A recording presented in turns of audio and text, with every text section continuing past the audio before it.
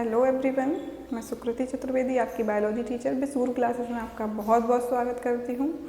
तो आज आपका लास्ट टॉपिक है इस चैप्टर का, the fundamental unit of life का आपका ये लास्ट टॉपिक है सेल डिवीजन, कोशिका विभाजन।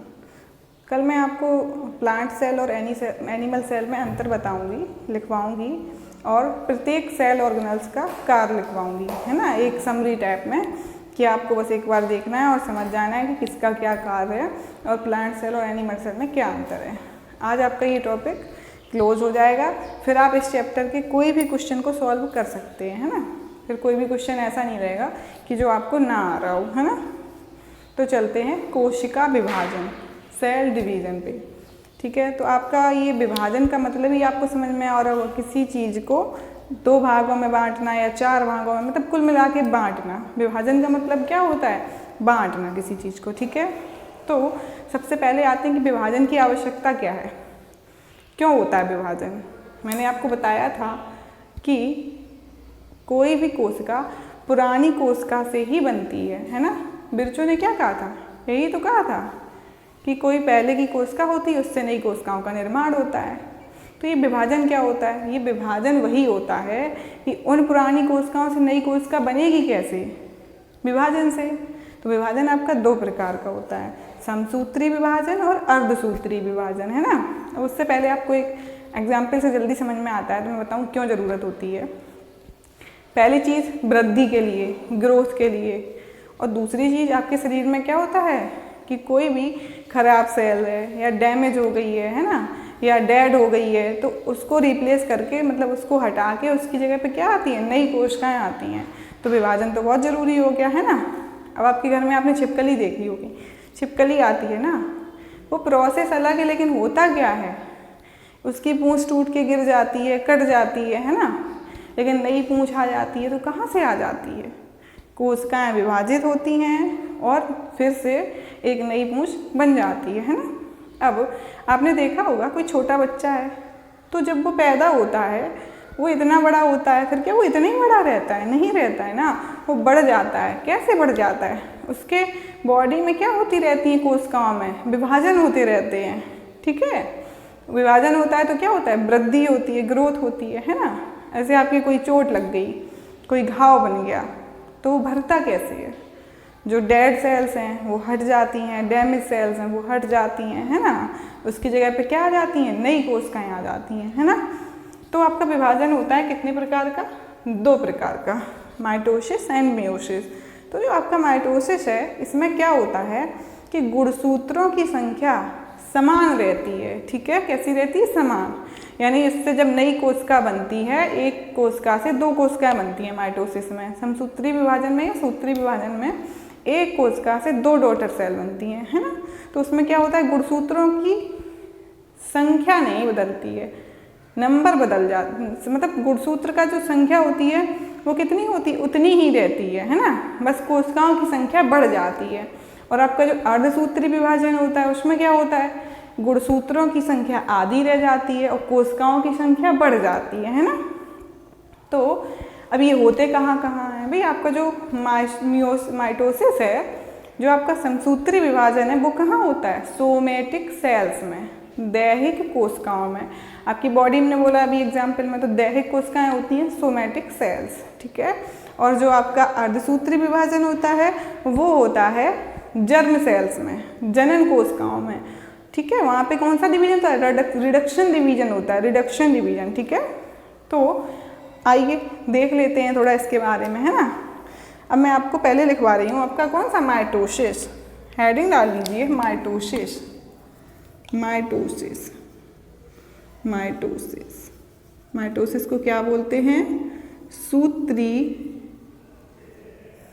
या क्या बोलेंगे? समसूत्री, समसूत्री विभाजन, विभाजन। ठीक है, पहले तो आप कोशिका विभाजन की ही परिभाषा लिख लीजिएगा, सेल डिवीजन की, कि कोशिकाओं में होने वाले विभाजन को कोशिका विभाजन कहते हैं। और वो क्यों होता है? तो क्यों होता है? क्योंकि क्या होता है? कोशिकाओं की वृद्धि के लिए, है ना। ऑर्गन की वृद्धि के लिए, किसी सेल, कोई बॉडी है किसी की तो उसकी वृद्धि के लिए ज़रूरत होती है ना, तो लिख लीजिएगा यह विभाजन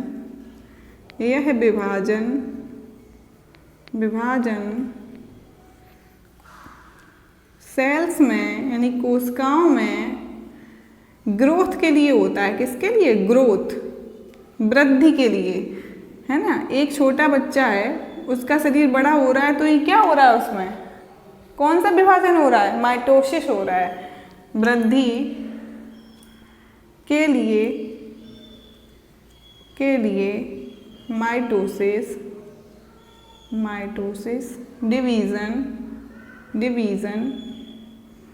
डिवीज़न होता है, ठीक है, के लिए होता है, ठीक है, के लिए होता है। लिख लीजिएगा। इसमें क्रोमोसोम की संख्या, क्रोमोसोम यानी गुणसूत्रों की संख्या, किसकी संख्या? गुणसूत्रों की संख्या उतनी ही रहती है, उतनी ही रहती है, ठीक है। कितनी रहती है? उतनी ही रहती है जितनी होती है, ठीक है। देखो यह है सोमैटिक सेल्स में होता है, ठीक है, होता है। इसको डब्ल्यू फ्लेमिंग ने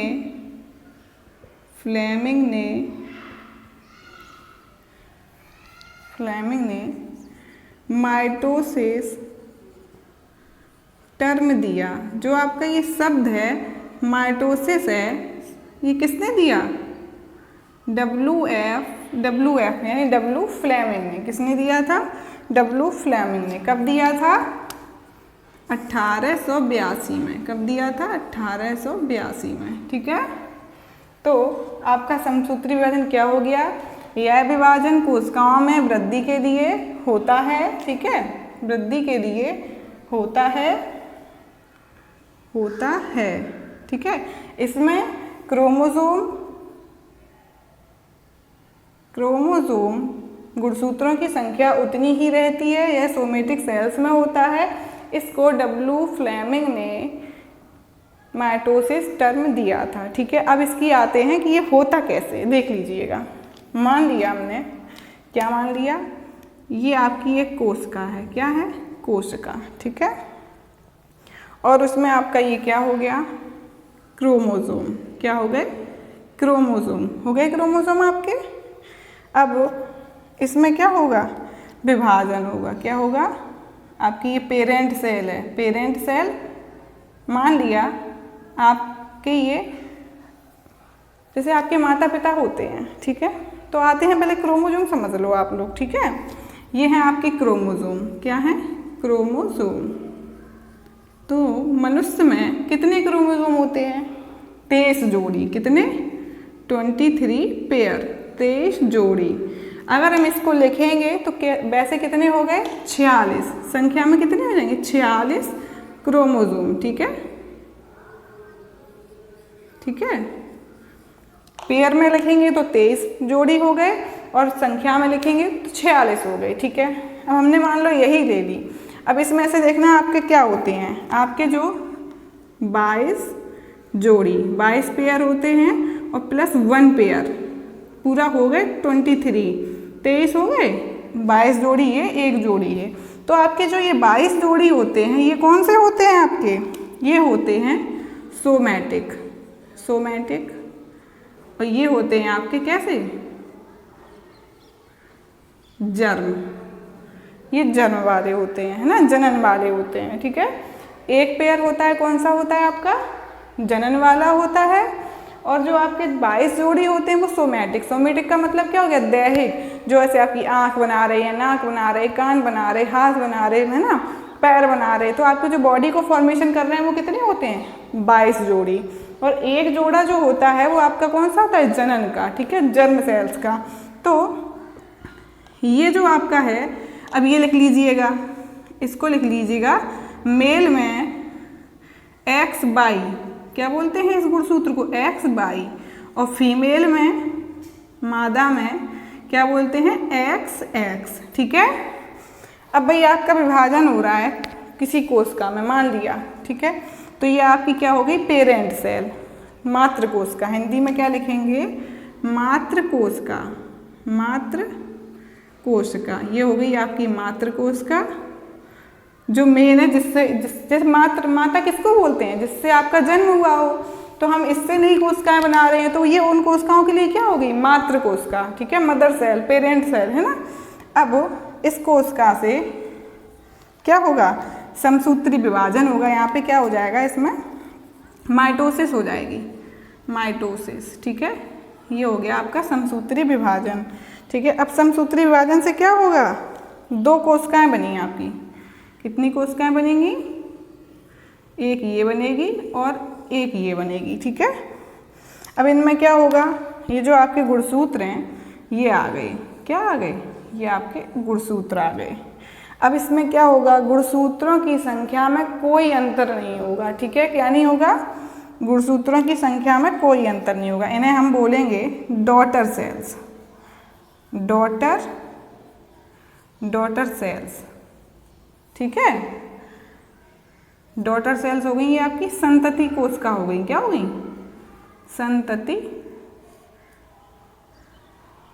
संतति कोशिका, ठीक है, संतति कोशिका हो गई डॉटर सेल। तो इसमें मान लिया हमने कितने गुणसूत्र हैं आपके, 2n होते ही हैं।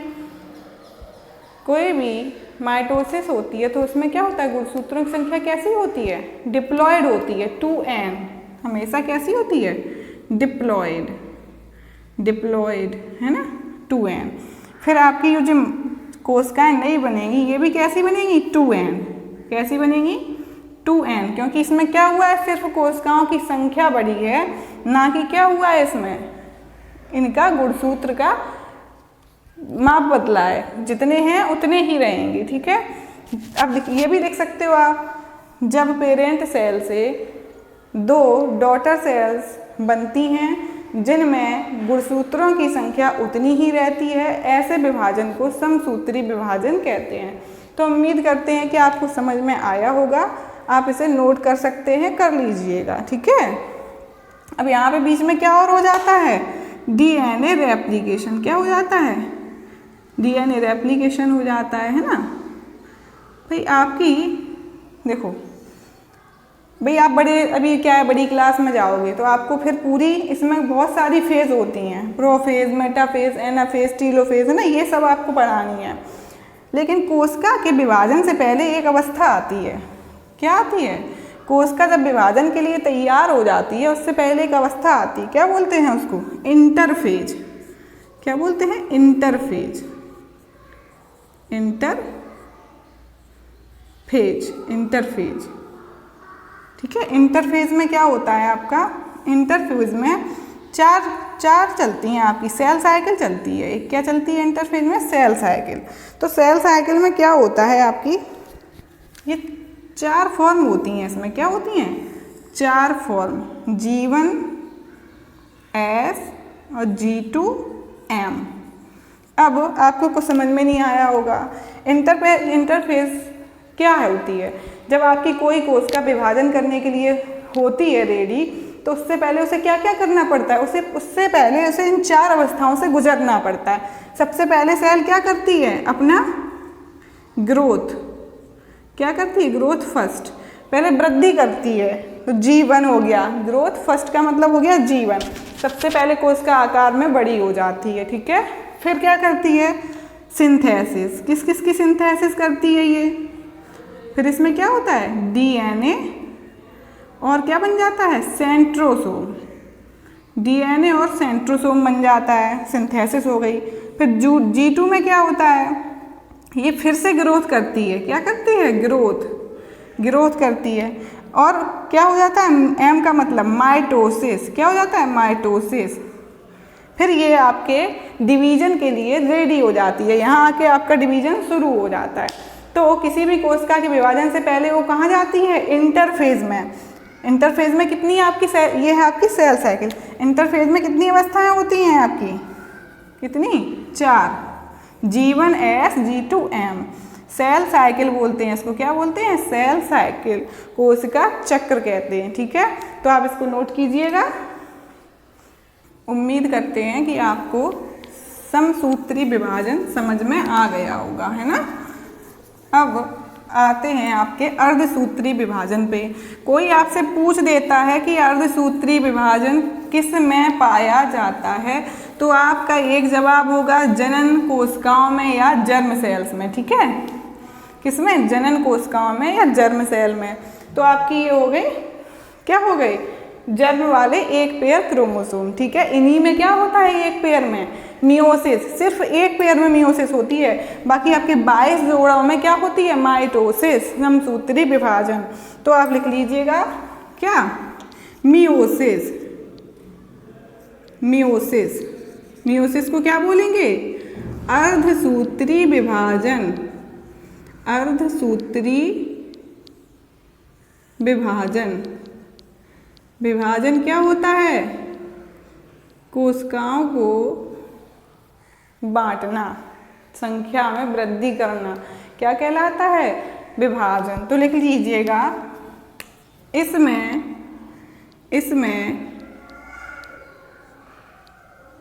पेरेंट सेल से मातृ कोशिका से, किससे? इसमें मातृ कोशिका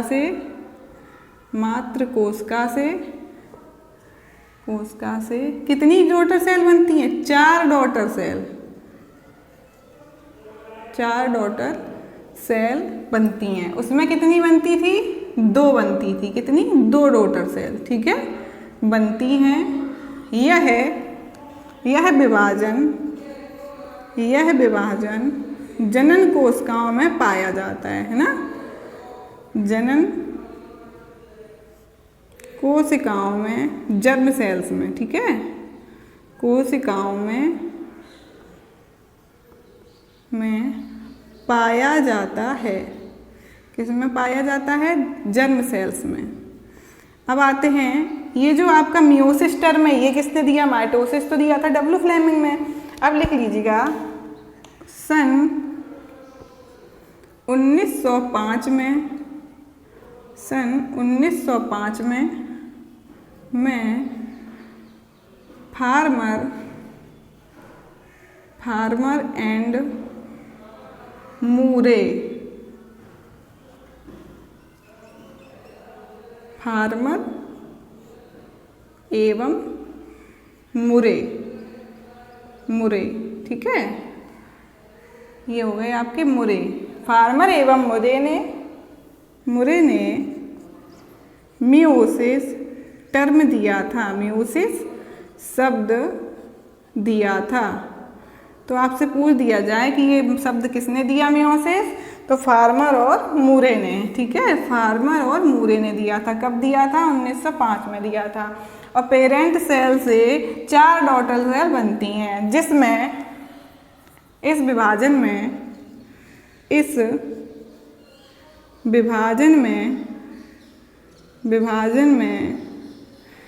क्रोमोसोम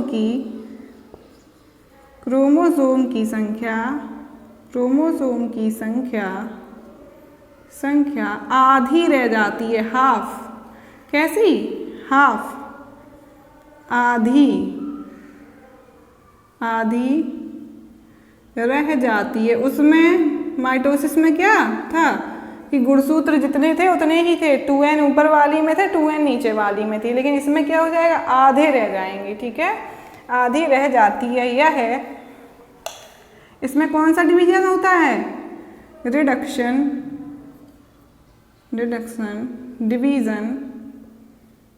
डिवीजन करती हैं। कौन सा डिवीजन होता है इसमें? Reduction division. ठीक है, अब इसकी क्रिया विधि समझ लीजिए।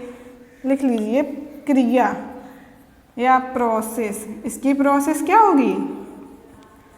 कैसे होगा? सेम वही चीज़ आएगी आपकी। पहले ये क्या आई आपकी? एक कोशिका है, क्या है आपकी? ये सेल है ना, कोई सेल है। अभी ये कैसी होगी?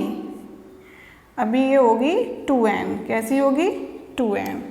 फिर क्या होगा आपकी सेल में? इससे कितनी कोशिकाएं बनेंगी? दो कोशिकाएं बन गई, ठीक है। मियोसिस फर्स्ट बोलेंगे, इसे क्या बोलेंगे? Meiosis first. ये आपकी क्या हो जाएगी? मियोसिस फर्स्ट हो गई। Meiosis first. इसमें आपकी ये आ गई, 2 डॉटर सेल बनी। अब इनमें फिर से क्या होगा? फिर से विभाजन हो जाएगा। एक कोशिका से फिर कितनी कोशिकाएं बन जाएंगी आपकी? 2 कोशिकाएं। कितनी बन जाएंगी? 2 कोशिकाएं। और उनमें क्या होगा? गुणसूत्र कितने रह जाएंगे आपके? आधे। कैसे रह जाएंगे आपके गुणसूत्र? आधे। ये आपकी और कोशिका होगी 2, तो ये हो गई, ये हो गई। यहाँ पे आपकी क्या हो जाएगी? ये आपकी हो गई मियोसिस सेकेंड। क्या हो गई? Meiosis second. सेकेंड। पहले में क्या हुआ?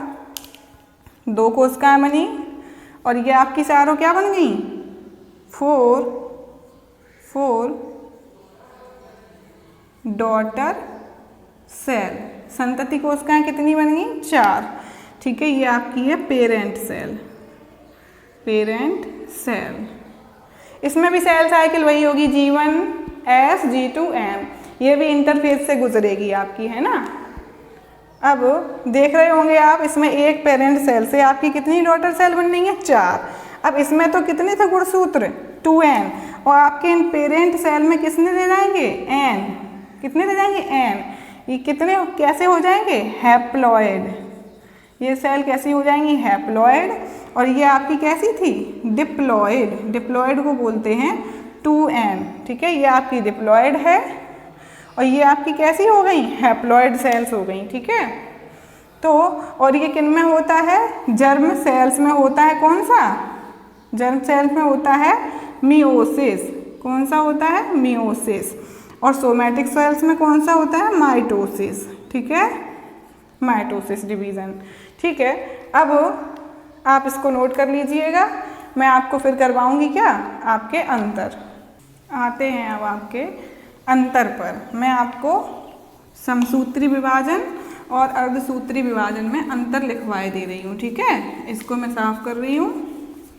आपके अंतर पे आते हैं। देखो, पहला अंतर आप शुरुआत से ही चलिए, ठीक है। शुरू में आते हैं, इन कोशिकाओं में जो आपका विभाजन होता है उसमें क्या होता है? क्रोमोसोम नंबर चेंज हो जाता है। तो लिख लेंगे पहला माइटोसिस। दूसरा लिख लेंगे मियोसिस। पहला अंतर हो जाएगा 1 सेल डिवीज़न अकर। अब हिंदी में लिख देंगे, माइटोसिस में सिर्फ एक कोश का विभाजन होता है, ठीक है। मैंने बताया था 1 से सिर्फ 2 बन गई, ठीक है। अब इसमें क्या थी? 1 से 2, फिर उनसे 2 और बनी थी, है ना। 2 4 बन गई थी। तो इसमें क्या होता है? 2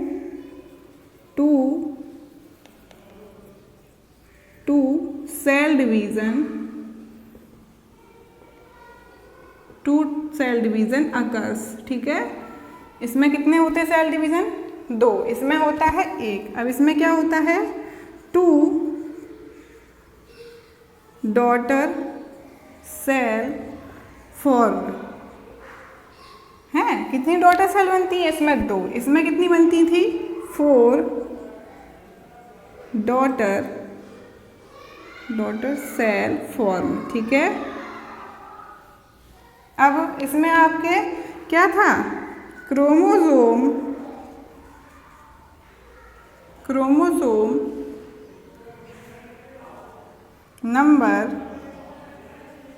number no change.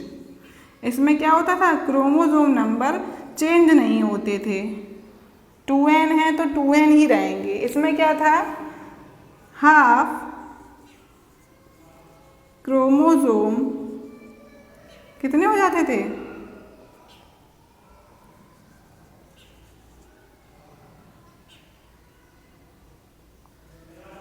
Half chromosome number, इसमें कितने हो जाते थे, आधे। तो आप लिख देंगे मियोसिस में क्रोमोसोम की संख्या आधी रह जाती है, माइटोसिस में क्रोमोसोम की संख्या में कोई फर्क नहीं पड़ता है। इसमें 2 डॉटर सेल बनती हैं, इसमें 4 डॉटर सेल बनती हैं, इसमें 1 डिवीज़न होता है, इसमें 2 डिवीज़न होते हैं। और इसमें क्या होता है आपकी, ये सोमैटिक सेल्स में पाया जाता है, सोमैटिक सेल्स, ठीक है। ये किस में होता है, सोमैटिक सेल्स में। और ये आपका किस में होता है, जर्म सेल्स में। किस में, जर्म सेल्स में, ठीक है। ये जर्म सेल्स में हो जाएगा। ये आपकी दैहिक कोशिकाओं में होता है, ये आपकी जनन कोशिकाओं में होता है। हिंदी में भी लिखना चाहें तो पॉइंट यही लिख सकते हैं, ठीक है। अब इनमें क्रोमोसोम की संख्या कैसी होती है, डिप्लॉयड। लिख लीजिए chromosome number, chromosome number, number diploid, number diploid 2n रहता है, ठीक है, डिप्लॉयड 2n। और इसमें क्या होता है आपका, haploid chromosome number, haploid chromosome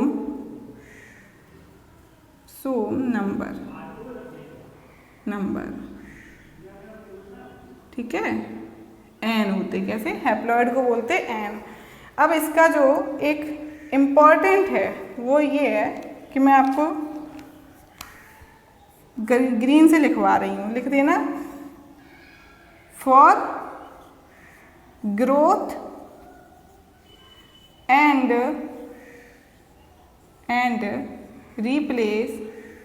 replace dead cells। अब मैंने जो सबसे पहले आपको बताया था कि माइटोसिस की आवश्यकता किसके लिए होती है, वृद्धि के लिए, और जो आपकी डेड सेल्स होती हैं उन्हें हटा के उनकी जगह पे नई कोशिकाएं लाने के लिए। और ये किसके लिए होता है, गैमीट फॉर्मेशन के लिए। गैमीट फॉर्मेशन किसके लिए होता है, गैमीट युग्मक के लिए, फॉर गैमीट फॉर्मेशन, ठीक है। तो आपके ये अंतर हो गए, तो ध्यान से समझ लीजिए। आज मैंने आपको क्या बताया, कोशिका विभाजन, सेल डिवीजन। सेल डिवीजन का मतलब क्या हो गया, कोशिकाओं में ग्रोथ के लिए, किसके लिए, ग्रोथ के लिए विभाजन होता है, उसको क्या बोलते हैं, कोशिका विभाजन। नोट कर लिया होगा तो मैं इसकी स्पेशल पॉइंट लिखवा दे रही हूँ, ठीक है। लिख लीजिएगा स्पेशल फीचर या स्पेशल पॉइंट, महत्वपूर्ण बिंदु, ठीक है, स्पेशल पॉइंट। आपसे कोई पूछ दे सेल डिवीजन की आवश्यकता क्यों पड़ती है, तो क्या लिखोगे, कोशिका विभाजन की आवश्यकता, विभाजन की आवश्यकता वृद्धि तथा नई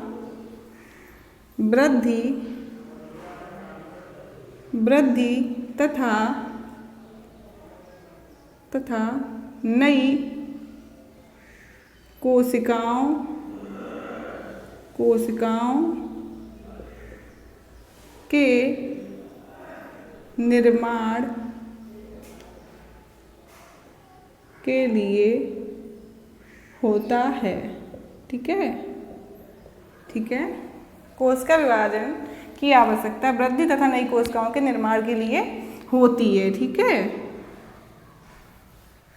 अब लिख लीजिएगा dead cells and growth and gamete formation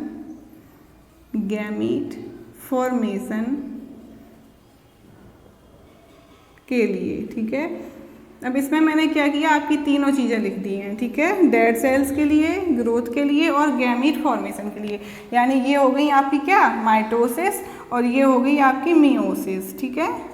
तो माइटोसिस टर्म किसने दिया था, फ्लेमिंग ने दिया था। मियोसिस टर्म किसने दिया था, फार्मर और मुरे ने दिया था। मियोसिस में क्या होता है, गुणसूत्रों की संख्या आधी रह जाती है, और माइटोसिस में सूत्री या समसूत्री विभाजन में गुणसूत्रों की संख्या पर कोई अंतर नहीं पड़ता है, बस संख्या सेल्स की संख्या बढ़ जाती है ना। और इसमें क्या होता है कि माइटोसिस में सिर्फ 2 डॉटर सेल्स बनती हैं, मियोसिस में 4 डॉटर सेल्स बनती हैं।